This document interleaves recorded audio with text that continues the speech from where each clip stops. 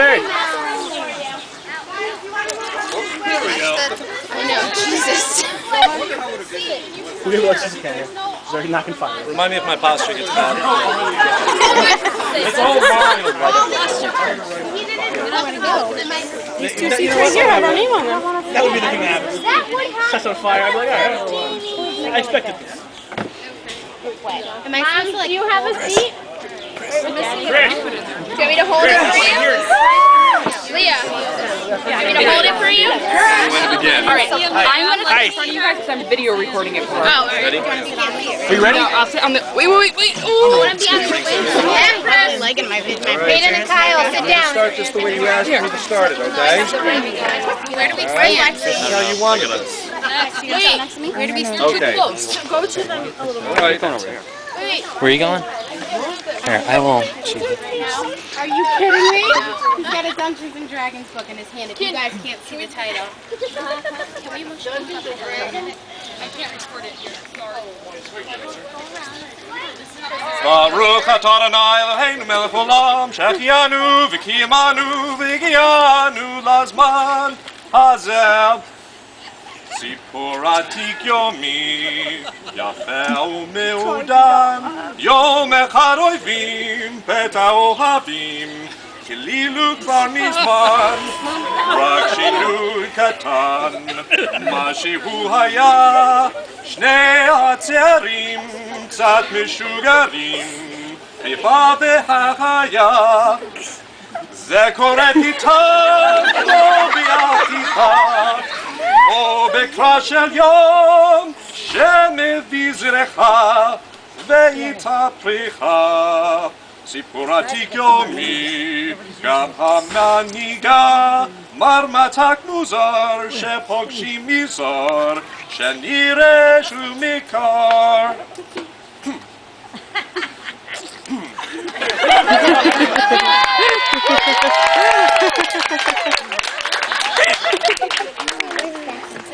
Friends, family, we're congregated here today together to bear witness to the love Chris and Leah share. My friends, when I was asked today to officiate at this ceremony, I was so honored. I was later informed that I was asked because Ted DiBiase had backed out.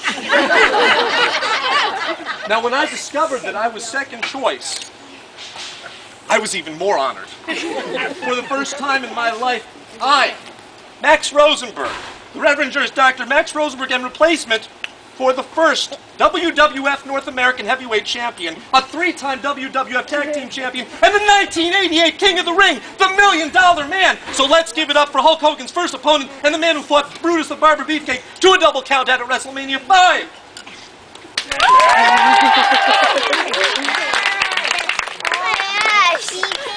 Let us Pee Wee Herman wasn't available. Grand Architect of the Universe, you have made the bond of marriage a holy mystery. Hear our prayers for Chris and Leah. With faith in you and in each other, they pledge their love today. May the verse always bear witness to the reality of that love.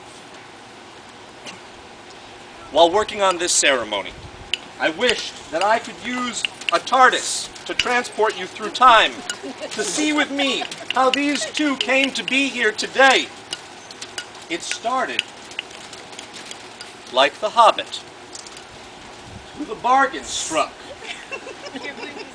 For $20, Chris would prostitute himself to Leah at a dance, so that his friend Matt could fulfill his designs upon Smog's treasure hoard, or Leah's friend Stevie.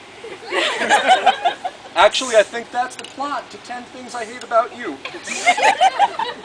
But love, true love, could not be denied.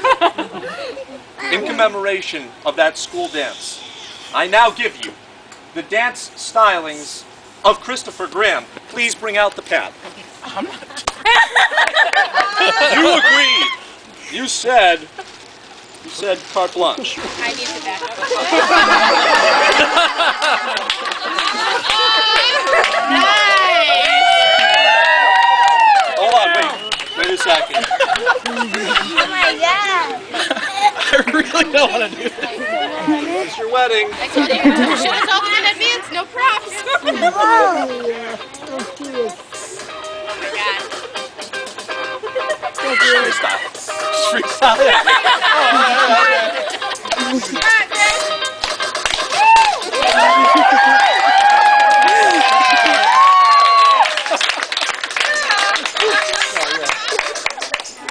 Excellent. Oh, Max. Herculean task number 1. All right, take back the pad. There's a number 2. All right.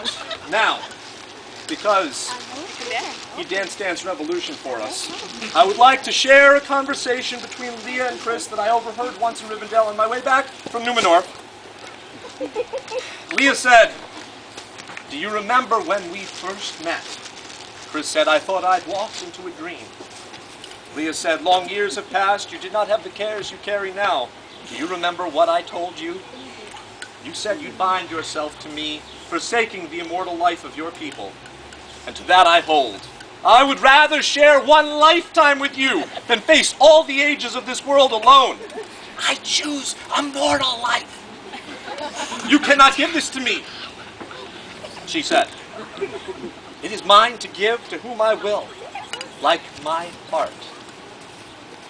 From the moment that Chris and Leah first met at that dance in junior high, middle school, and Chris busted a move, their saga began. Chris's kickstand, Leah's everything.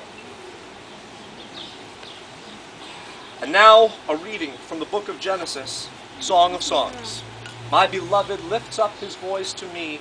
He says to me, "We come from the land of ice and snow. Ours is the fire, the warmth we can find. I can't quit you, baby. Let me share your load. And to our health we drink 1,000 times. Kind woman, I give you my all. Kind woman, nothing more. This is the word of the Lord." Sort of.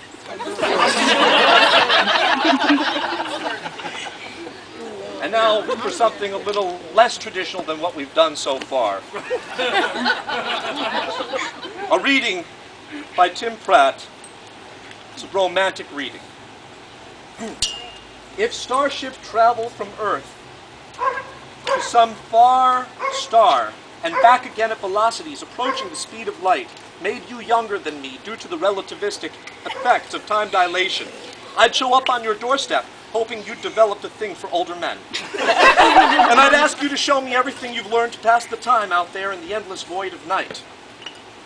If we were the sole survivors of a zombie apocalypse, and you were bitten and transformed into a walking corpse, I wouldn't even pick up my 12-gauge shotgun. I'd just let you take a bite out of me, because I'd rather be undead forever with you alone than live without you.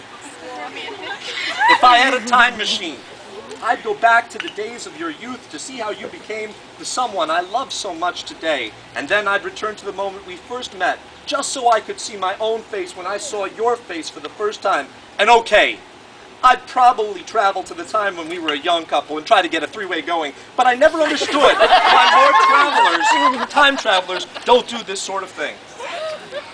If the alien invaders come and hover in stern judgment over our cities, trying to decide whether to invite us to the Galactic Federation of Confederated Galaxies, or if instead a little genocide is called for, I think our love could be a powerful argument for the continued preservation of the human race in general, or at least you and me in particular. If we were captives in an alien zoo, I would try to make the best of it, cultivate a streak of xeno-exhibitionism, waggle my eyebrows and make jokes about breeding in captivity. If I became lost in the multiverse exploring infinite parallel dimensions, my only criterion for settling down somewhere would be whether or not I could find you. And once I did, I'd stay there even if this was a world populated by giant spider priests, or one where killer robots won the Civil War, or even in a world where sandwiches were never invented. Because you would make this the best of all possible worlds. And plus we could get rich off of inventing sandwiches. If the singularity comes and we upload our minds into a vast computer simulation of near infinite complexity and perfect